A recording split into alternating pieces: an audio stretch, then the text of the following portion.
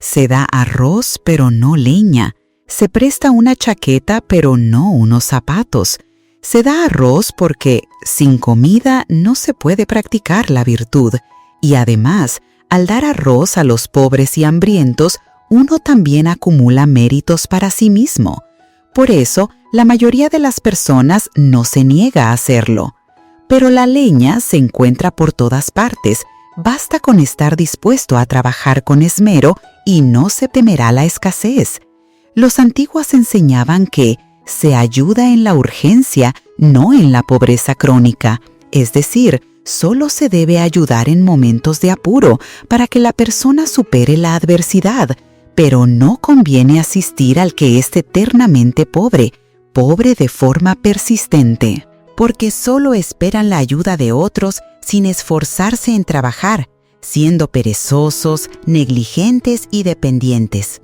Se apoyan únicamente en nosotros sin tener ninguna voluntad de superarse en la vida. No se prestan zapatos ni se piden prestados, porque cada persona tiene una talla de pie distinta y es muy difícil encontrar un par que encaje perfectamente. Lo mismo ocurre con el camino de la vida. Nadie es igual a otro. Mi camino ha sido exitoso, pero no necesariamente tú tendrás éxito haciendo lo mismo, porque cada persona tiene una visión del mundo y una fuerza distinta.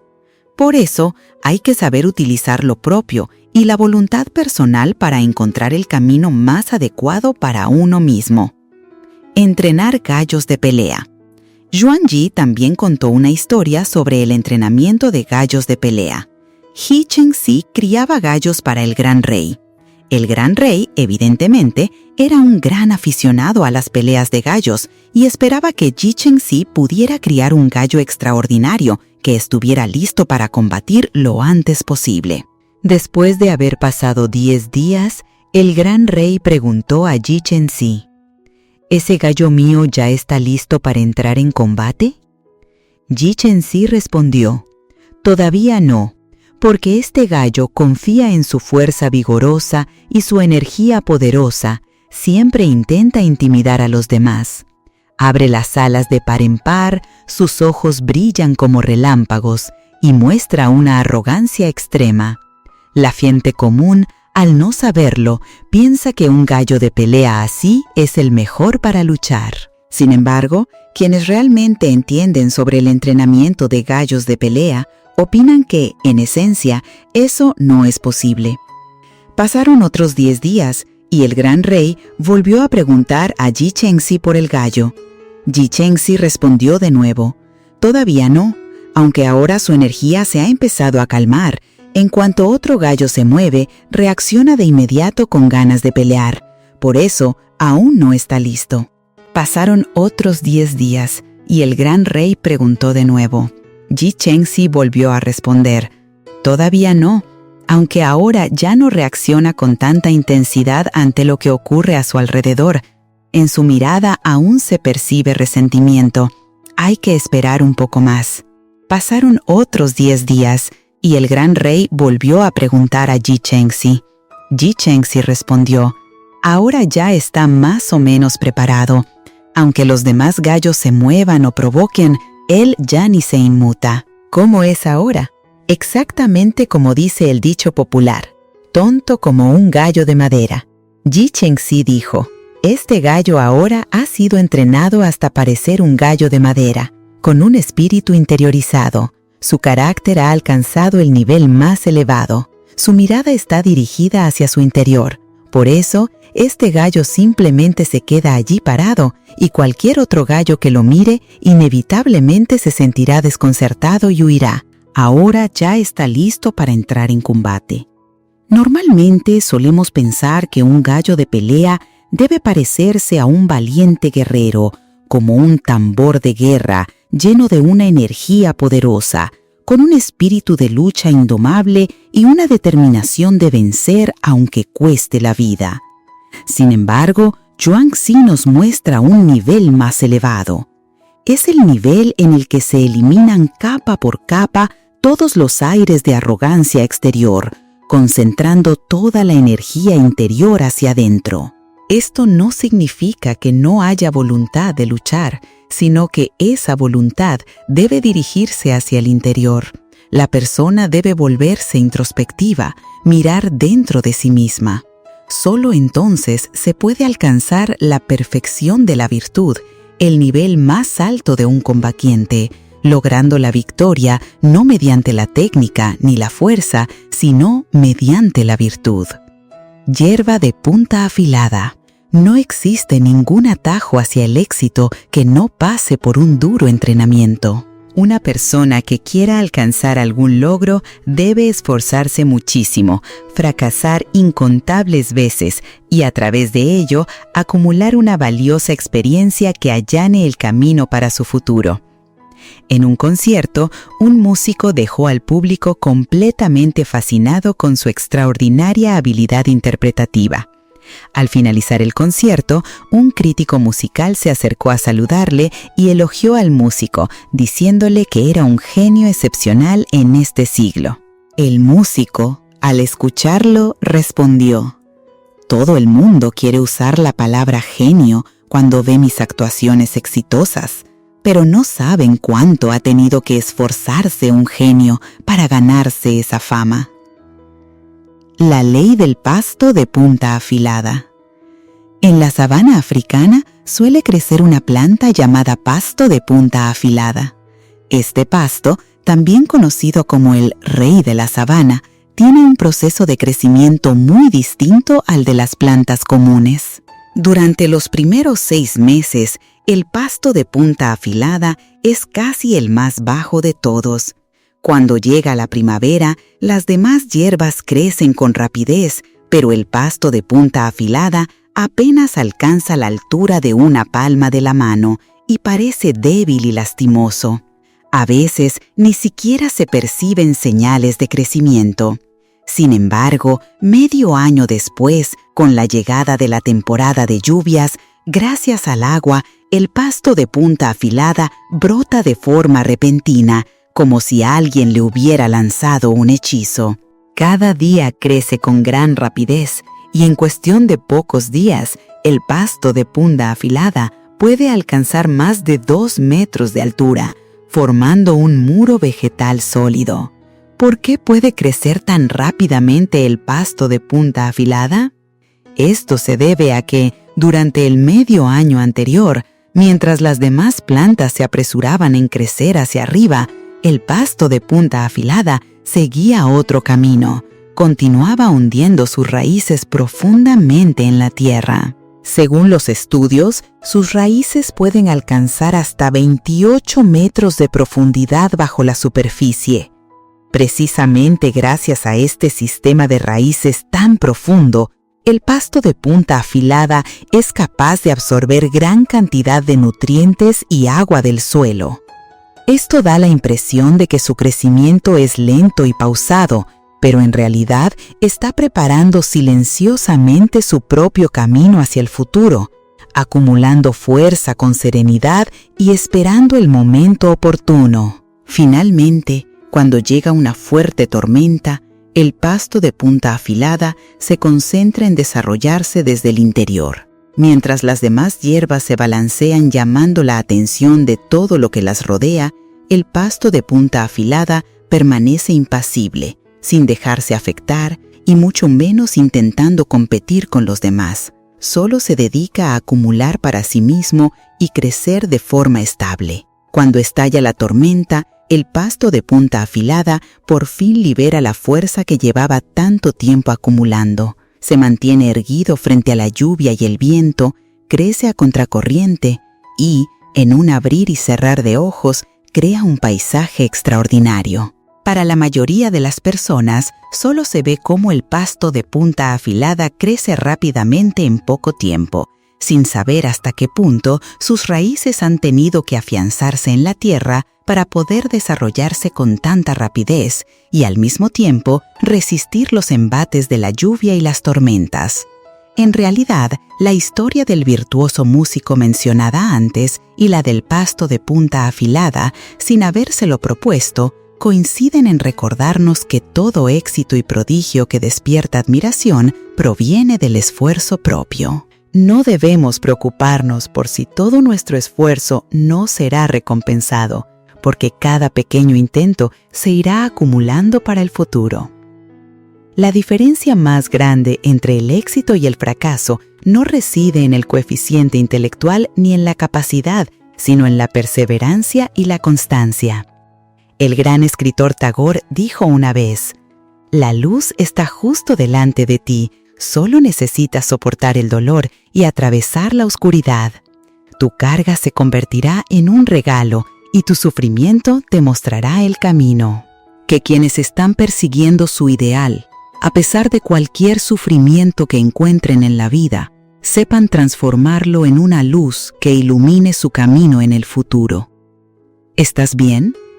En las relaciones humanas, basta una sola frase para hacer que quien la escucha se sienta reconfortado y en paz. Por el contrario, también puede ser suficiente para que alguien guarde rencor toda la vida. Soy profesor. En mi labor educativa, suelo aconsejar a los padres de mis alumnos que, si un niño rompe accidentalmente una taza o estropea algún objeto, lo primero que deberían decirle es: ¿te has hecho daño? La preocupación y el amor por los hijos deben estar siempre por encima del valor de las cosas materiales. Al fin y al cabo, una taza rota se puede reemplazar, pero si solo se les riñe o se les castiga, se corre el riesgo de dañar el vínculo afectivo. Igual que el cristal roto, por mucho que se intente pegar, la grieta nunca desaparece del todo. En el programa educativo de Taiwán antes del año 1990, se incluían lecciones sobre el cultivo personal, la formación del carácter y la educación moral.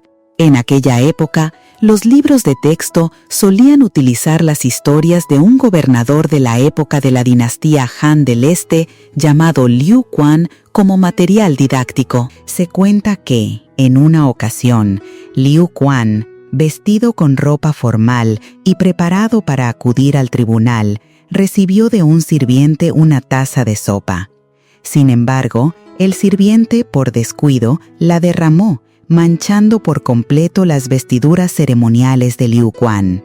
Contrario a lo que el sirviente temía, esperando un castigo, Liu Quan mantuvo la calma y, con amabilidad, le preguntó: ¿te has quemado con la sopa? Liu Quan era sin duda un ejemplo de tolerancia y generosidad.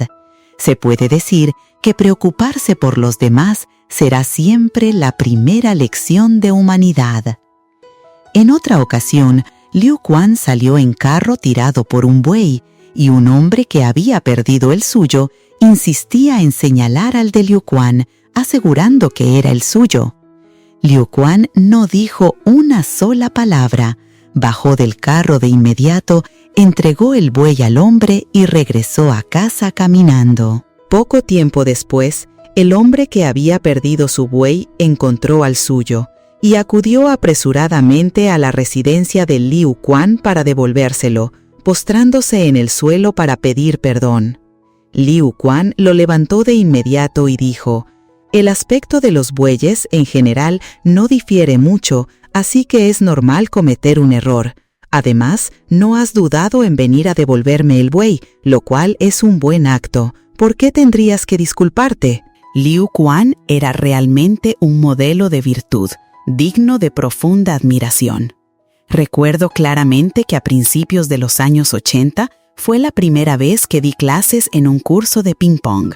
Yo me encargaba de bloquear las pelotas mientras los alumnos se turnaban para atacar. Cuando le tocó el turno al alumno de apellido Ha, al golpear la pelota con fuerza, no sostuvo bien la raqueta y ésta salió volando, golpeándome en medio de la frente, lo que hizo que mis gafas cayeran al suelo y se rompieran en pedazos. En ese momento vi al alumno con el rostro completamente pálido, paralizado sin moverse. Me acerqué de inmediato, le di una palmada en el hombro y le dije: «No pasa nada, no tienes por qué tener miedo». Me agaché, recogí las gafas que se habían partido en dos, con los cristales ya rotos, y les dije a los alumnos: «Seguimos entrenando». Sinceramente, después tampoco supe cómo fui capaz de reaccionar con tanta calma y generosidad. Pensé para mis adentros que yo no era una persona así. No se puede negar que las historias históricas del maestro Lu Kuan realmente me transformaron. Como docente, al transmitir principios a los alumnos, esos mismos principios acaban dejando una huella profunda en el corazón del maestro, ayudándole a controlar su propio ánimo. Esto es, en verdad, algo muy valioso. Entre amigos, es imprescindible valorar más a las personas que al dinero.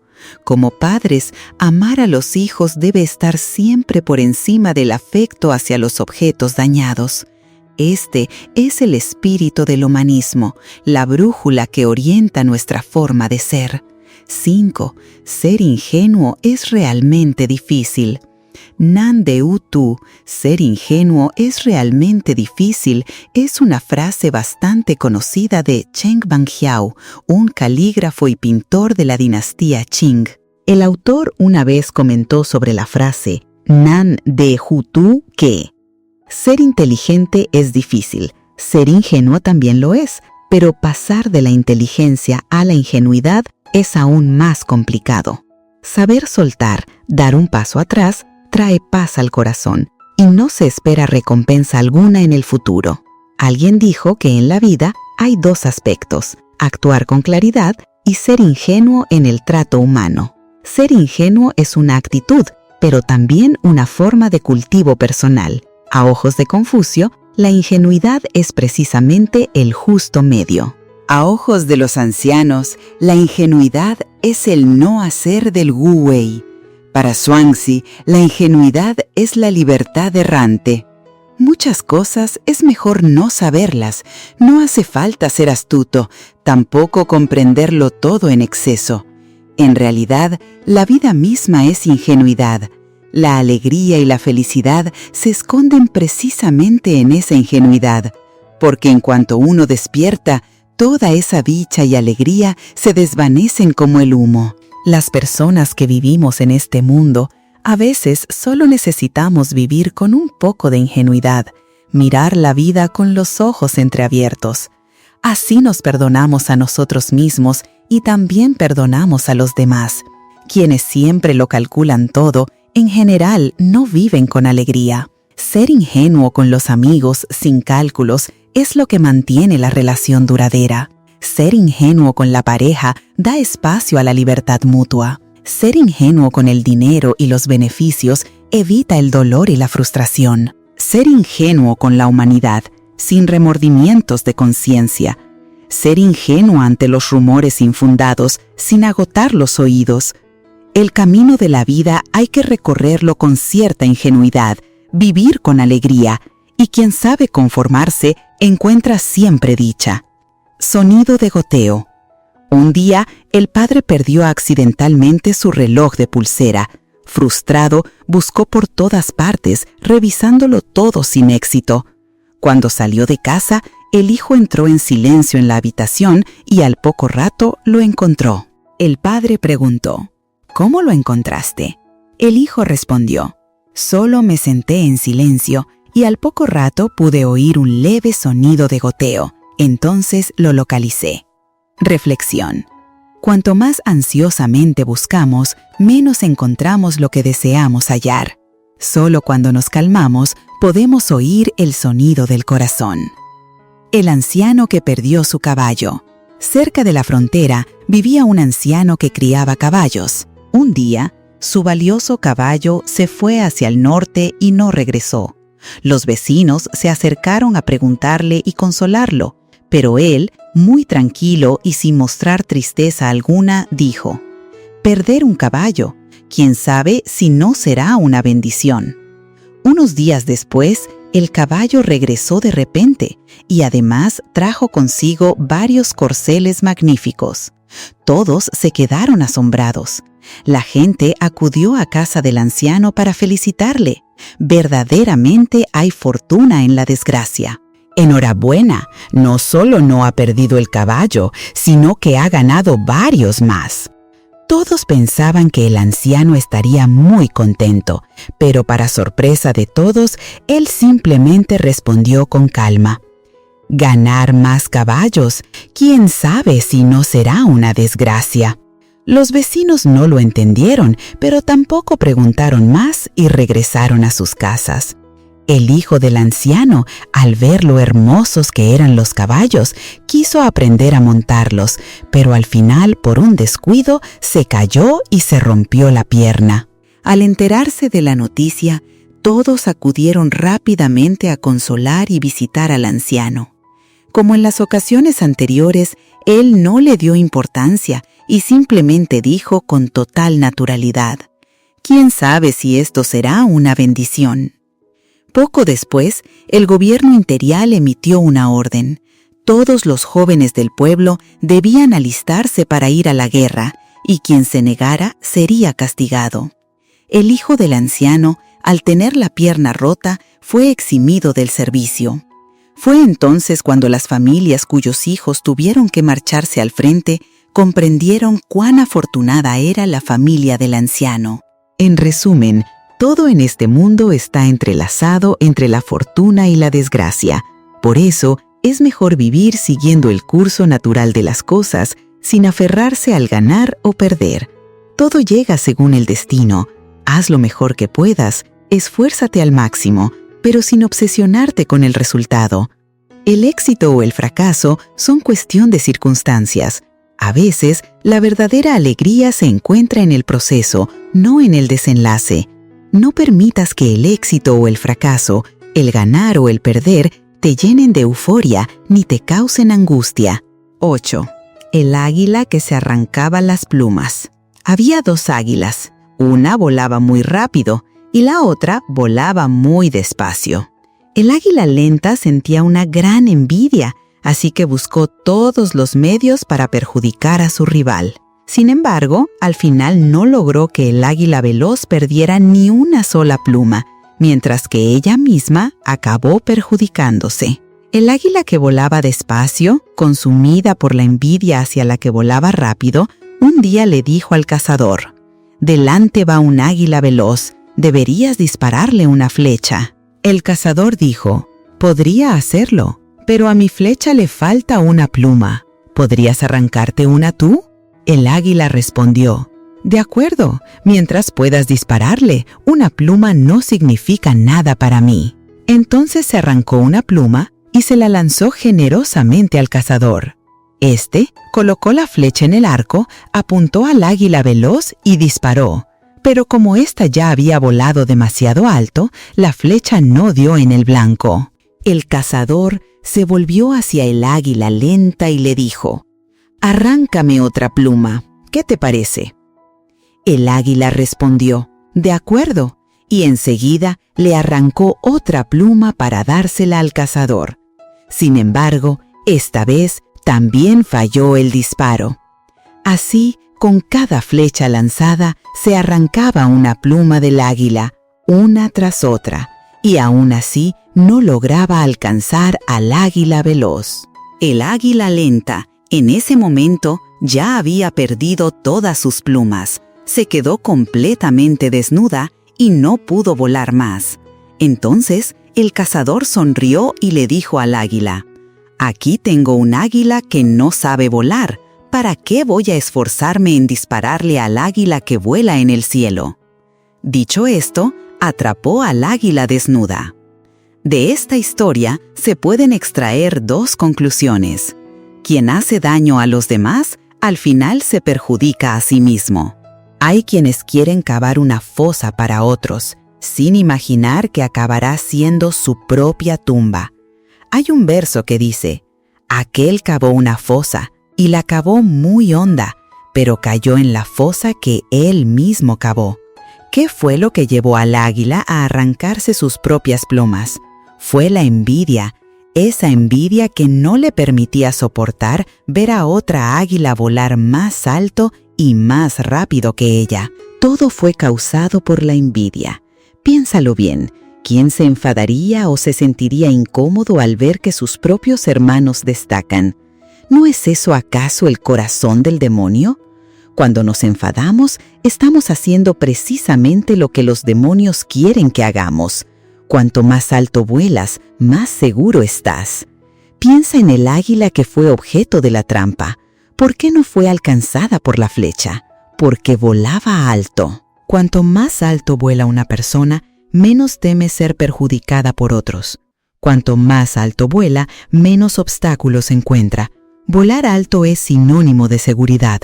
Por eso, si quieres superar la adversidad y evitar que ciertos individuos puedan atacarte, esfuérzate por alcanzar alturas mayores. No debes mirar a la esposa de tu amigo ni tocar al esposo de tu amiga es un proverbio que nuestros antepasados dejaron como advertencia a las generaciones futuras.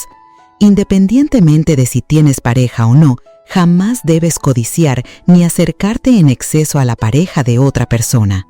Es imprescindible prestar atención a la cortesía y mantener los límites adecuados. Esta es una norma fundamental en la ética del comportamiento humano. En el capítulo 80 de Viaje al Oeste se cuenta que el maestro y sus discípulos, incluido Sun Wukong, querían atravesar la montaña de fuego, para lo cual necesitaban pedir prestado el abanico Ba Xiao de la princesa Iron Fan, esposa de Niu Mo Wang.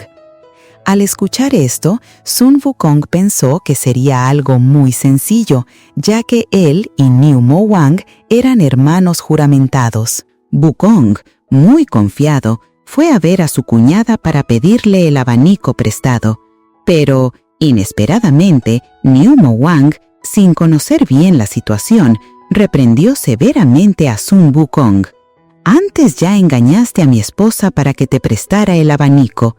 Como ella no aceptó, vino a buscarme, y ahora aún tienes la desvergüenza de perseguirla.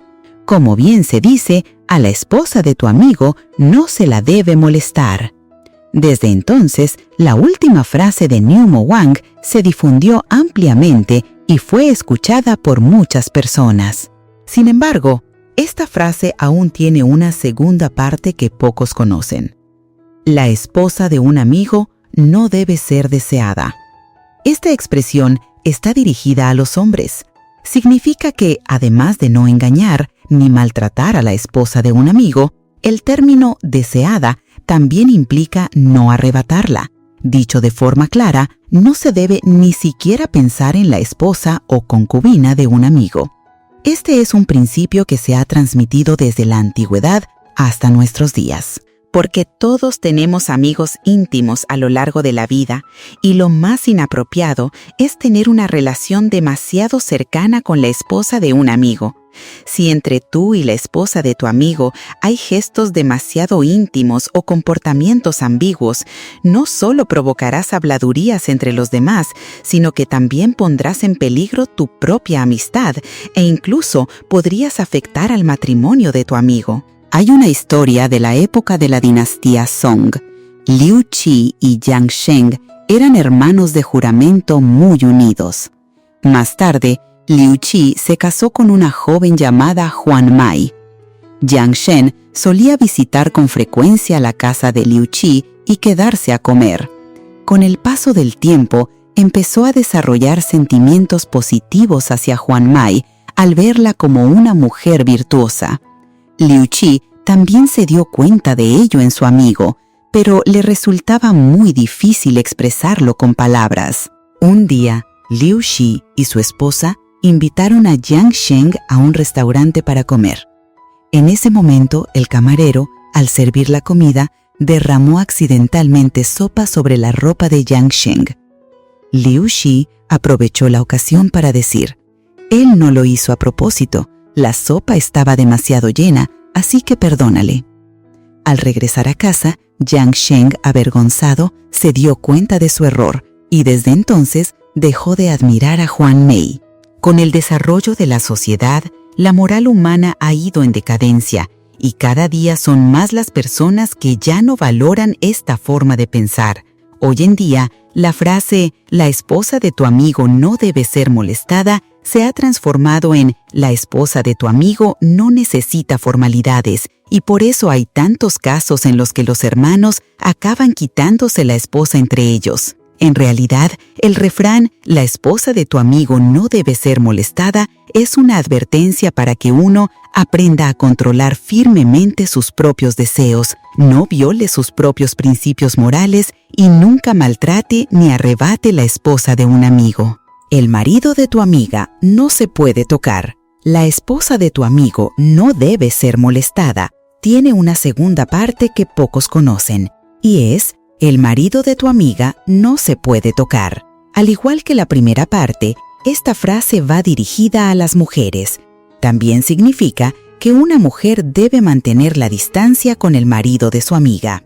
Los antiguos decían, entre hombres y mujeres no debe haber contacto físico innecesario. Esta frase no se refiere solo al contacto físico superficial entre hombres y mujeres.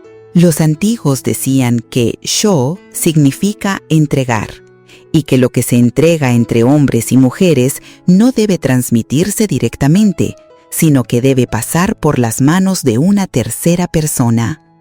El ceremonial del confucianismo enfatiza que, por norma general, entre hombres y mujeres no debe haber contacto íntimo, y establece que una mujer no puede tener relaciones ambiguas con ningún otro hombre que no sea su propio esposo.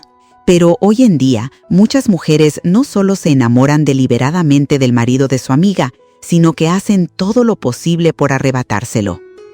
Existe una serie de televisión titulada El amor no tiene culpa, la culpa es de la mejor amiga, que cuenta la historia de dos chicas que eran buenas amigas, pero que, al final, por culpa de un hombre, se convirtieron en enemigas irreconciliables. La trama es muy triste, pero en la realidad actual se han dado muchos casos así, incluso justo a nuestro alrededor. Algunas personas incluso parecen verse a sí mismas reflejadas en esta serie. Por eso, hay quienes dicen, al principio no entendía el significado de la serie, pero al seguir viéndola, me di cuenta de que yo era uno de los personajes. Desde la antigüedad, la figura del tercero en discordia siempre ha sido muy reprobable. Si alguien ya tiene familia, no deberías admirar a la pareja de tu amigo, sino apreciar las cualidades de tu propia pareja. Para las personas solteras, no deberían albergar sentimientos amorosos hacia el esposo de una amiga. Deben buscar un amor verdadero que no pertenezca a nadie más. En realidad, tanto si eres hombre como mujer, es importante mantener los límites adecuados al relacionarte con personas del sexo opuesto. 10. Las personas inteligentes no alardean de 4 cosas. Shang Chao, durante la dinastía Qing, escribió en El sueño de las sombras tranquilas que Viaje al Oeste es un libro de iluminación. Parece relatar la historia del viaje de Tang Seng hacia el oeste para obtener las escrituras, enfrentándose a demonios y espíritus malignos, pero en realidad está interpretando los matices de esta vida humana. En el libro, cada personaje y cada calamidad encierra una sabiduría sobre cómo tratar con los demás. Solo después de leer Viaje al Oeste, comprendemos que las personas de alto nivel nunca alardean de estas 4 cosas. 1. No presumir de posesiones. Cuando el maestro Tang Seng y sus discípulos pasaban por el monasterio de Avalokitesvara, fueron recibidos con gran hospitalidad por el anciano Kim Tri. Al ver que Tang Seng tenía un porte extraordinario y provenía de un país próspero y rico, Kim Tri supuso que debía llevar consigo valiosos tesoros. Tang Seng era una persona humilde. No solo no poseía ningún objeto precioso, sino que, aunque lo tuviera, jamás lo exhibiría con ostentación. Pero Sun Wukong era diferente. Este mono no solo disfrutaba presumiendo, sino que también le gustaba buscar conflictos. Al ver al anciano Kim Tri alardear con arrogancia, Wukong no pudo evitar enfadarse. Por eso, instó a Tang Seng a sacar el espléndido manto que le había sido otorgado por el Buda. Al oírlo, Tang Seng negó rápidamente con la cabeza y dijo, «Discípulo, no compitas con los demás por riqueza o estatus. Tú y yo no tenemos parientes en este lugar. Me temo que podría traernos problemas». Ante la advertencia de Tang Seng, Wukong hizo oídos sordos y solo pensaba en mostrar el manto frente al anciano Kim-Chi para presumir. Como resultado, despertó la codicia de Kim-Chi, quien ideó todo tipo de artimañas para hacer daño y apoderarse del tesoro, llegando incluso a recurrir a un monstruo oso negro, lo que provocó una gran cantidad de problemas innecesarios. En el Tang Wanjianban hay una frase que dice: «El huésped no se aleja de sus pertenencias, la riqueza no debe exhibirse», lo que significa que uno no debe apartarse de sus bienes, ni mostrar sus posesiones abiertamente. Presumir de la riqueza no trae más que envidia y codicia ajenas, y no tiene ningún beneficio real. Una persona con una vida interior rica no necesita presumir ni exhibir sus capacidades hacia el exterior. Una historia similar también se recoge en el Shi Shuo Xin Yu. Durante la dinastía Jin occidental, hubo un hombre rico llamado Tachsung. Su mayor afición era mostrar su riqueza de manera extravagante. En una ocasión, Tachsung compitió con el cuñado del emperador, Wang Kai, para ver quién era más rico. Wang Kai ordenó a sus sirvientes lavar las ollas y platos con agua azucarada, mientras que Tachsung pidió a los suyos que usaran velas en lugar de leña para encender el fuego y cocinar el arroz. Wang Kai utilizó resina roja para pintar las paredes, mientras que la familia de Tachsung empleó valiosas semillas de pimienta de Sichuan para decorarlas. Tachsung contaba con una capacidad económica formidable y siempre lograba superar a Wang Kai. Aunque en esta ocasión su exhibición de riqueza resultó victoriosa, también atrajo la atención de personas ambiciosas. Más tarde, cuando el príncipe Zhao Simalun asumió el poder en la corte, Sun Xiu, un estrecho colaborador suyo que desde hacía tiempo codiciaba la fortuna de Tachsung, le acusó falsamente de conspirar contra el trono. Al final, toda la familia de Tachsung fue ejecutada y sus bienes fueron confiscados por Sun Xiu, cayendo en un destino trágico donde lo perdió todo, la vida y la fortuna. Alguien dijo una vez que cuando la necedad y la riqueza conviven, uno mismo se está causando daño. Buscar satisfacer una vanidad momentánea y alardear de una supuesta riqueza es, en realidad, la mayor de las torpezas. Presumir de las posesiones no genera respeto genuino en los demás, solo expone la pobreza espiritual de quien lo hace. 2. No presumir de las propias habilidades. Desde que Sun Wukong aceptó al patriarca Bodhi como maestro, se dedicó con esmero a aprender técnicas y conocimientos. Muy pronto, Wukong dominó la nube voladora y las 72 transformaciones. En una ocasión, mientras practicaba en solitario, sus hermanos de aprendizaje acudieron insistentemente a animarle para que demostrara sus poderes sobrenaturales ante todos. Como Wukong era alguien al que le gustaba llamar la atención, al ser incitado por sus compañeros, no dudó en montar sobre las nubes, cabalgar el viento y mostrar todo tipo de transformaciones ante los presentes. Cuando el patriarca Bodhi se enteró, reprendió a Wukong diciendo: «¿De qué presumes con tus habilidades? Si ves que otro tiene algo, ¿acaso no deseas tenerlo tú también? Y si los demás ven que tú lo tienes, por supuesto querrán lo mismo. Si temes a los desastres, deberás transmitirles tu conocimiento, pero si no lo haces, te perjudicarán y ni siquiera tu vida estará a salvo». Ante el reproche de su maestro, Wukong se disculpó repetidamente, pero nunca aprendía la lección. Más adelante, durante el caos en el Palacio Celestial, Sun Wukong volvió a alardear de sus poderes ante el Buda, sin pensar que siempre hay montañas más altas que otras. Al final, acabó causándose su propia desgracia y fue aplastado bajo la montaña de los 5 elementos. En el Tai Gen Tan se dice: «El águila real permanece inmóvil como si durmiera. El tigre camina como si estuviera enfermo. Esa es su táctica para atrapar y atacar. Por eso, el hombre virtuoso, aunque sea sabio, no muestra su talento abiertamente, Solo así podrá tener en el futuro la fuerza para asumir grandes responsabilidades. Los verdaderamente fuertes nunca se exhiben, simplemente acumulan su poder en silencio. Por muy brillante que sea una persona, debe aprender a evaluar la situación y a ocultar su talento con humildad. Durante el período de los reinos combatientes, el rey Wu de Qin, monarca del estado de Qin, era de una valentía inigualable, con grandes aspiraciones y dominio tanto de las letras como de las armas. Bajo su gobierno, Qin limitó continuamente al estado de Chu y lanzó ofensivas hasta conquistar por completo el estado de Shu, lo que fortaleció considerablemente el poder del país. Pero un monarca tan sabio acabó perdiendo la vida solo por presumir de su fuerza. En una ocasión, el rey Wu de Qin y su subordinado, el guardaespaldas Meng Tuet, participaron en una competición de levantamiento de calderos en el palacio del rey de Chu, en la ciudad de Luyang.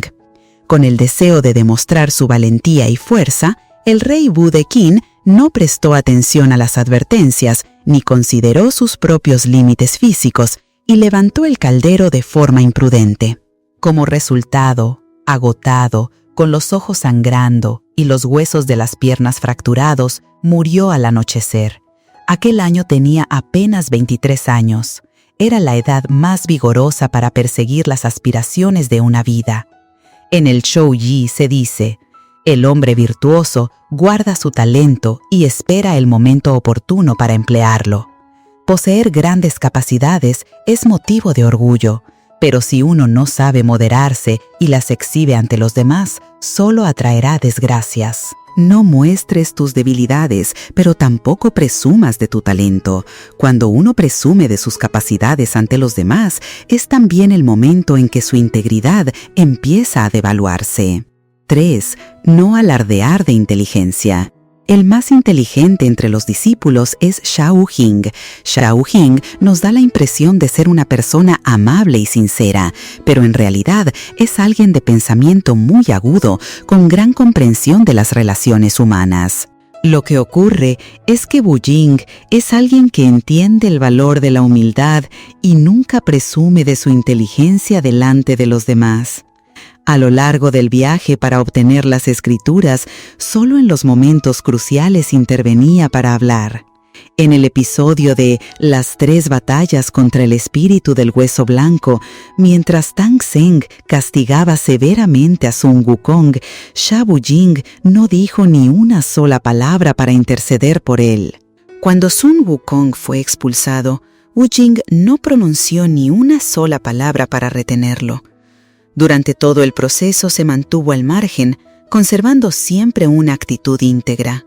Más tarde, durante la lucha contra el demonio del manto amarillo, Xiao Jing fue capturado. Yu Baye, sin otra opción, tuvo que ir con todo el descaro a pedir ayuda a Sun Wukong. Entonces Sun Wukong le reprochó: «Xiao Jing, ¿por qué en aquel momento no suplicaste por mí?» Xiao Jing no dio muchas explicaciones. Simplemente respondió con calma 6 palabras: «Un hombre íntegro no remueve el pasado». Solo con esta breve frase, por un lado halagó a Sun Wukong y por otro mostró que en el fondo se sentía culpable. Así, el conflicto entre ambos se resolvió con facilidad, precisamente porque Xiao Jing sabía evaluar la situación y actuar con prudencia, sin gustar de llamar la atención. Siempre contó con la confianza y el aprecio de Tang Seng. En el Tai Gen Tan se dice: oculta la destreza bajo la torpeza, emplea la oscuridad con sabiduría, disimula la claridad en medio del caos y adopta la flexibilidad en lugar de la rigidez. Cuanto más inteligente es una persona, mejor sabe ocultar su sabiduría.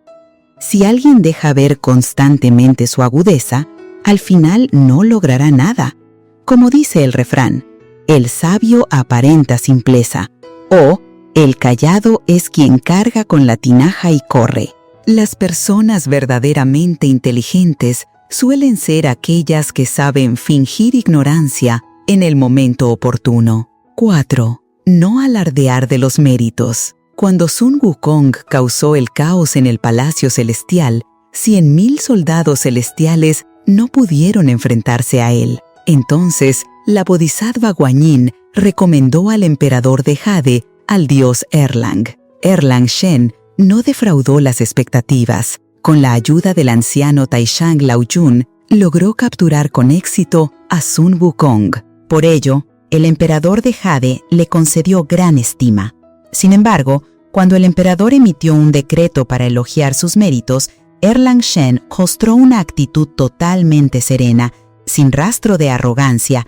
Al contrario, atribuyó el mérito a la Bodhisattva Guanyin y al anciano Taishang Laoyun. Al recibir la recompensa, la distribuyó entre sus subordinados. Después de agradecer al emperador de Jade, regresó a su retiro en Huangyankou. Zheng Guofan dijo: asumir las desgracias como propias y ceder los méritos a los demás, esa es la base de toda gran empresa. Quien obtiene logros debe aprender a compartir, y ante las dificultades debe ser el primero en afrontarlas. Cuanto más bajo es el nivel de una persona, más se aferra a sus propios intereses. Cuanto más alto es su nivel, más fácilmente renuncia a ellos y más dispuesto está a compartir. Y lo que obtiene a cambio supera con creces cualquier beneficio material. Lao Tzu dijo: da la vida, pero no la posee. Logra méritos, pero no se los apropia. Esforzarse sin buscar elogios, tener logros sin volverse arrogante. Eso es tener verdadera integridad. Un talento excepcional fácilmente conduce al orgullo. La verdadera sabiduría, en cambio, consiste en saber ocultarse. Alcanzar el éxito sin vanagloriarse, obtener méritos y saber compartirlos. Solo así el camino por delante será amplio y despejado. Gikusi dijo: el camino del sabio reside en saber ocultarse. El maestro Bodhi también advirtió a Ngohong: la fama se forja en los días de penuria. El fracaso suele llegar en los momentos de mayor satisfacción en la vida. Resulta que la vanidad no es más que una forma de manifestar el mal, mientras que la humildad encierra el bien. La ostentación excesiva no es otra cosa que la expresión del vacío interior.